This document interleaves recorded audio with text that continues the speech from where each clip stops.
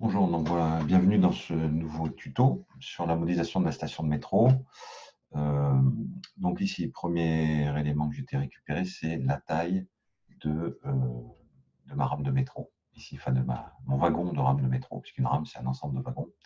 Donc voilà, on part sur la base d'une rame de métro new-yorkais. On voit elle fait,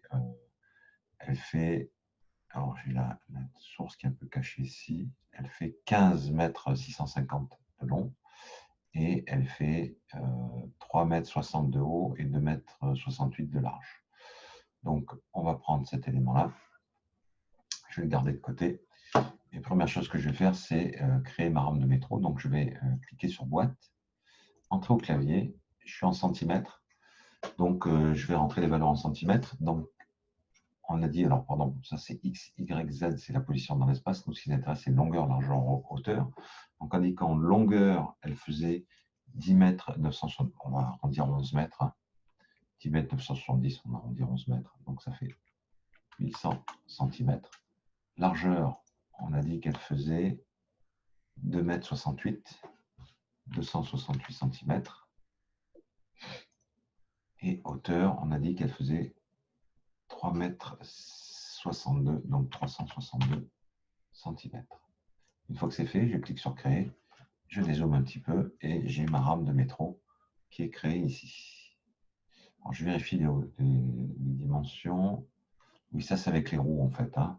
Donc il y a une hauteur de roue qui est assez imposante et qui se situe. Ok, donc ce que je vais faire, je vais appeler ça wagon. Je vais convertir ce wagon pardon, en polygone éditable. Voilà ce que ça donne. Donc en fait, il y a les hauteurs de roue, hein. Donc je vais rajouter une boucle rapide à peu près à la hauteur. Donc ça fait environ presque un tiers de la hauteur du wagon. Ce qui est pas mal quand même. Donc je vais aller à peu près à ce niveau-là. Voilà, c'est-à-dire qu'ici, on aurait à peu près les roues et le seuil du quai devrait arriver au niveau de mon arête qui est ici. Donc, voilà une rame, voilà un wagon, pardon. Je vais dupliquer ce wagon pour faire une rame. C'est juste pour une histoire de volume, hein. Voilà, je vais en faire 3. Ok, je vais sélectionner mes 3. Je suis en vue de face, on voit que ces 3 wagons sont parfaitement au centre.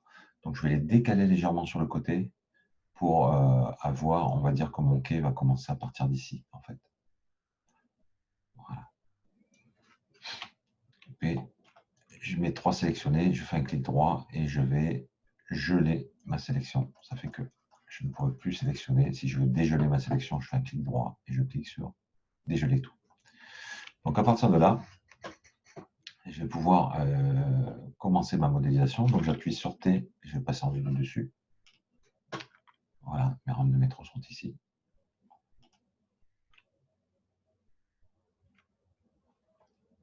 Et je vais commencer par faire un plan.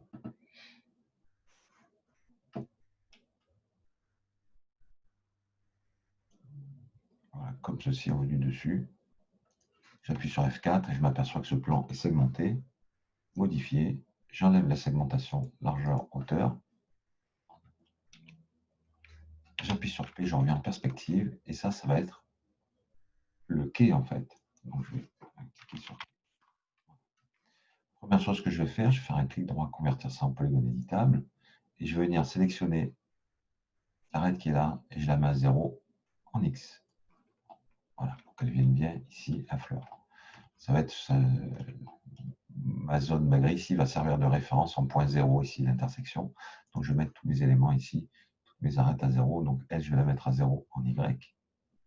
Voilà. Ça fait que je vais pouvoir mesurer ici la longueur de mon quai en fonction de la distance de cette arête par rapport à l'arête 0 ici. Donc ici, vous voyez que j'ai une valeur de 1324 cm, ce qui fait 13 mètres. Donc on va faire un quai un peu plus long. On va mettre une valeur de 25 mètres. Pardon.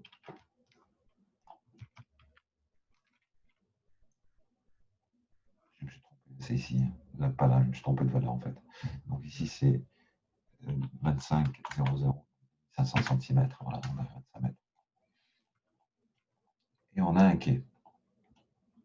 Alors, ce quai, je vous ai dit tout à l'heure que ça, c'était la référence 0. Ce quai, il doit arriver au niveau des roues, à peu près. Donc, je vais élever mon quai ici.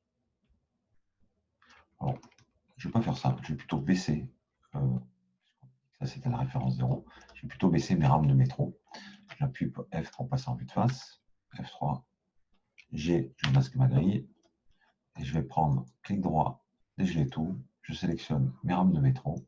Et je vais les descendre pour que le seuil de chargement, le seuil ici où vous rentrez les gens, soit à peu près au niveau de mon quai. Et je regèle à nouveau ma sélection. Voilà comme ceci. Et avec maintenant, j'ai plus qu'à attaquer la modélisation du quai.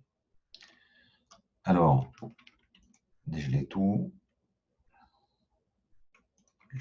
C'est un peu gênant dans l'affichage ici, ça. Donc je vais les mettre ici dans écran. Je vais les afficher comme boîte. Et je vais geler ma sélection. Voilà. Du coup, j'aurai que des boîtes qui représentent des volumes. Et ce sera moins gênant pour moi pour l'affichage. Donc ici, mon quai. J'appuie sur M pour ouvrir l'éditeur de matériaux et j'applique un matériau standard par défaut. Pour l'instant, on s'en fiche. Et je vais ici modifier avec arête ici. Je viens sélectionner l'arête. J'appuie sur Shift et je fais une extrusion verticale pour faire le bord du quai. Cette arête, je vais la mettre à moins 20 cm. C'est parfait. Ensuite, je vais faire un petit rebord de retour et je redescends ici pour faire la bordure de mon quai qui est dessous. Généralement, il y a des fils électriques ou des tuyaux qui passent ici. J'appuie sur F pour passer en vue de face. Et je vais faire le sol sous les rails de mon métro. Donc ici, je rappuie sur P et j'appuie sur majuscule et j'extrude cette partie du sol pour faire ce qui va sous les rails de mon métro. Parce qu'on a dit que la partie basse ici, c'était les roues du métro. Donc ensuite, une fois que c'est fait, je vais m'atteler ici peut-être sur la profondeur de mon quai, peut-être le mettre un peu plus grand. Ça, c'est la ligne qui est à 0. Ici, on a la ligne, on le voit ici en X. Ici, on a la ligne qui est à 6 mètres en fait. Donc peut-être en 6 mètres 77. On va peut-être faire une valeur de 8. Voilà. Est-ce que le quai sera assez grand? Mais on verra bien de toute façon. Là, on est bon. Qu'est-ce qu'il me reste à faire? Peut-être les murs sur le côté. Donc j'appuie ça sur Shift, ça sur CTRL, pardon, pour faire une sélection multiple. CTRL. J'appuie sur Shift et j'élève le plafond de ma station de métro. Les murs, pardon. Et ce qui va donner après plus tard le plafond. On est bon. Alors ces murs, on va les mettre peut-être, ils sont à 500, à 5 mètres 40, on va les mettre peut-être à 4 mètres pour l'instant. Et ensuite, on va faire la partie qui est ici. Alors, généralement, il y a très peu de place. Il y a peut-être un petit chemin de passage qui est là sur les côtés, mais il y a très peu de place le long des murs. Donc ici, je vais peut-être réduire un peu cette partie-là. Et en appuyant sur Shift, je vais élever le mur latéral que je vais mettre ici à la hauteur de l'autre, à quelque chose près. J'appuie sur Shift et je fais mon retour plafond ici. Alors, on s'aperçoit qu'avec cette méthode-là, on a des parties noires qui apparaissent, on ne voit pas trop ce qui se passe dedans. Donc, il suffit de passer ici, au lieu d'un affichage standard, on passe en performance. Et du coup, on voit ce qui se passe à travers et on voit le sens des polygones. Ça qui est intéressant, c'est que les polygones sont invisibles d'un côté et visibles de l'autre. Et on voit dans quel sens ils sont tournés. Je viens sélectionner donc le polygone qui est du dessus ici et je viens le baisser.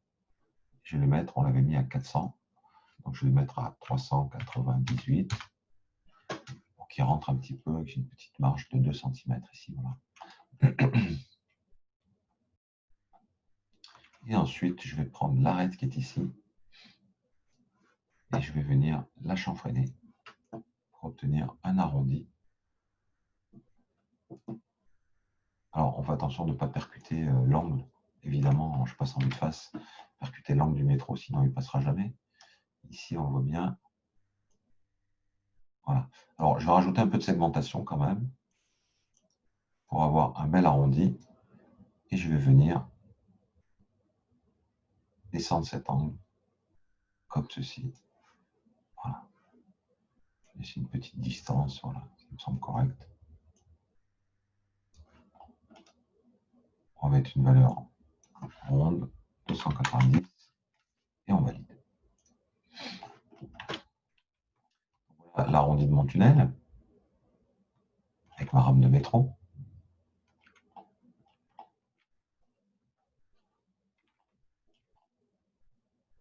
Et on va détacher différents éléments. Donc déjà, ce qu'on peut détacher, c'est le quai, les murs et le plafond. Donc je commence par le plafond ici. Ici, Shift, pardon, je double-clique. Oui, ça sélectionne tout en fait, hein. Donc ce que je vais faire, c'est faire un rectangle de sélection pour sélectionner cette partie-là, plus CTRL pour sélectionner cette partie. Et je vais détacher tout ça. Et je vais appeler ça OK. Alors, je peux lui donner des couleurs différentes, hein. Ça aussi, c'est bien. Donc ici, on va le mettre en jaune, par exemple.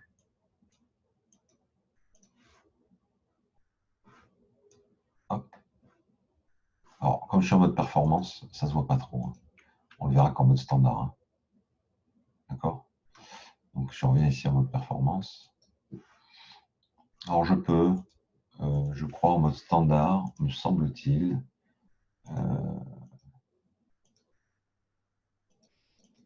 Voilà.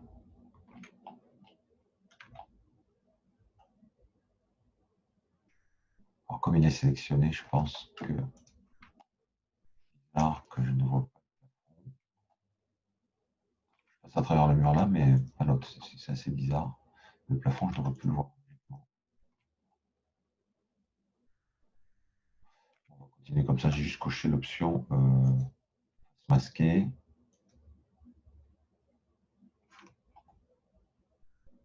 Ah oui, oui, c'était des éléments différents. Autant pour moi. Donc j'ai sélectionné l'élément, j'ai sélectionné l'objet, pardon, et j'ai coché ici face masquée. Pour pas qu'il affiche les faces masquées en fait.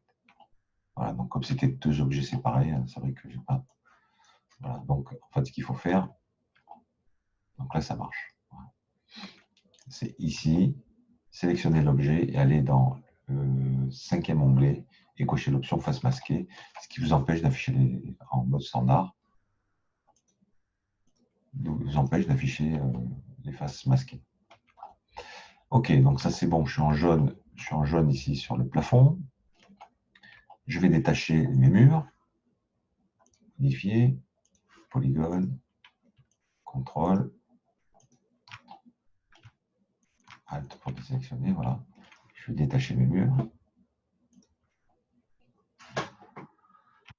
Mur, ok, je vais prendre une autre couleur, on va le passer par exemple en vert. Et le quai, on va le laisser en gris, tout simplement. Donc ça, on va les nommer, hein, mur. Ça, c'est le plafond. On nomme la texture aussi. On nomme Substance Painter. Et ça, c'est le quai. Voilà pour cette partie-là. Je vais fermer. Ici, je quitte l'édition polygonale et je vais faire mes piliers. Ici, je vais venir prendre une boîte. Alors, je vais créer mon premier pilier. Alors, regardez, lors de la création, puisque là, je suis au niveau 0, hein, donc je n'ai pas besoin de cocher grille automatique. Si j'appuie sur CTRL, j'aurai une base de piliers carré, comme ceci. Voilà, une fois que c'est fait, je lève mon pilier verticalement. Ça me semble correct. Modifier. Je vais rentrer des valeurs. Je vais faire des piliers de 50. Voilà. Et de 400, 600. Je sais qu'ils vont passer à travers le plafond. vais mettre ce pilier à une certaine distance du quai. Donc, peut-être, vu qu'il y a des escaliers qui vont arriver, je vais peut-être le mettre plutôt par là. Il faut venir les escaliers de ce côté-là. Donc, je vais le mettre à une distance en Y, en X, pardon. Voilà, on va le mettre à 2 mètres du bord. Ça me semble correct. Et en Y, on va le mettre à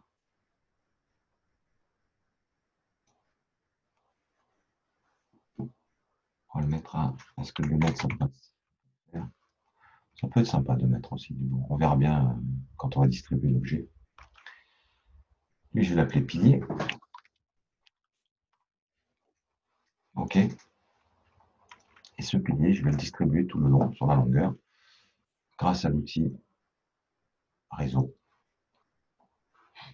Cet outil réseau va me permettre, ici en déplacement, alors je demande un aperçu dans ma scène, et en déplacement sur l'axe des Y, je vais pouvoir déplacer mes copies comme ceci. Alors pour l'instant, j'en ai 10 par défaut, mais je vais peut-être réduire le nombre à 6 ou 7.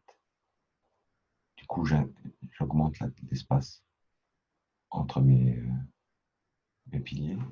Est-ce que c'est correct? Il y en a peut-être un peu trop. Je pense que je vais. Voilà, on va rester sur 5 piliers. Voilà, il faut que je sois un peu aéré quand même. Ok, là ça me semble correct.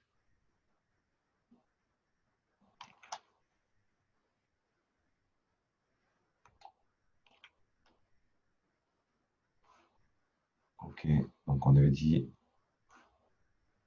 520, on va voir, 520. Ça m'a l'air à peu près correct ici. Sauter pour passer en dessus.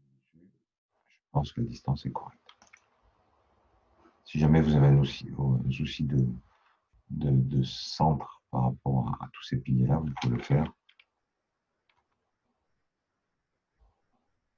à l'œil. Alors, c'est pas gênant, on n'est pas des architectes. On pourrait calculer les distances à chaque fois et tout, mais bon, c'est prise de tête pour rien. C'est jamais précis au centimètre près ni au 10 centimètres près. Donc là, autant faire à l'œil, et puis ça passe bien, ça donne un côté un peu chaos dans la construction, ce qui n'est jamais parfait. Ce genre de station, voilà. Ok, là on est bien. Les piliers, je vais convertir ça en polygone éditable. Une fois que je suis sûr de... Alors, bien évidemment, ce que j'aurais pu, c'était sculpter un peu ce pilier, faire une base plus large, ce que je peux refaire d'ailleurs, hein. C'est vrai que j'aurais pu le faire différemment. Donc ici, je vais le faire de suite. Je vais prendre ce pilier que je vais convertir en polygone éditable. Je vais supprimer la face qui sera masquée, puisqu'on va optimiser, on en avait parlé en cours, on va optimiser la modélisation des polygones et supprimer ceux qui ne servent à rien. On va supprimer, pour l'instant non, tiens. Je vais monter ce polygone à 80 cm du sol. J'appuie sur Shift, j'en fais une extrusion. Échelle, sans appuyer sur aucun bouton, ça me permet de faire un biseau. Et là, Shift, et je redescends vers le sol. Du coup, je peux mettre l'axe Z à 0, et j'ai mon polygone qui vient parfaitement sur le sol. J'appuie sur Shift et je supprime ce polygone. Donc voilà mon premier pilier. Et je vais refaire un réseau à partir de ce pilier-là. Voilà, oui, il avait gardé, donc ça c'est assez pratique, hein. Alors, que j'aurais pu laisser parce que j'avais fait des instances, en fait, exprès. Du coup, en modifiant une copie, ça modifie les instances. Et là, je vais faire des copies, pas des instances. OK. Ce pilier, je le sélectionne, je viens l'attacher avec les autres. Ça, rappelez-vous, c'est ce qu'on avait dit aussi. C'est pour éviter les textures répétitives. Du coup, je ferai autant de développer VW que j'ai de piliers dans ma scène. J'ouvre mon éditeur de matériaux en appuyant sur M et je viens y attribuer un matériau que je lui donne une couleur. Alors, on met du bleu.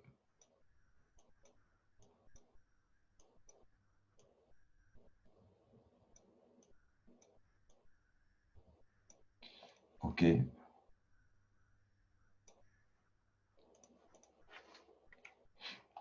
CTRL A, je change juste la couleur de mon filaire, je le passe en noir. Voilà, c'était un peu plus visible. Et là, on a le but de notre station de métro. On se retrouve dans un prochain tuto pour la suite. Merci.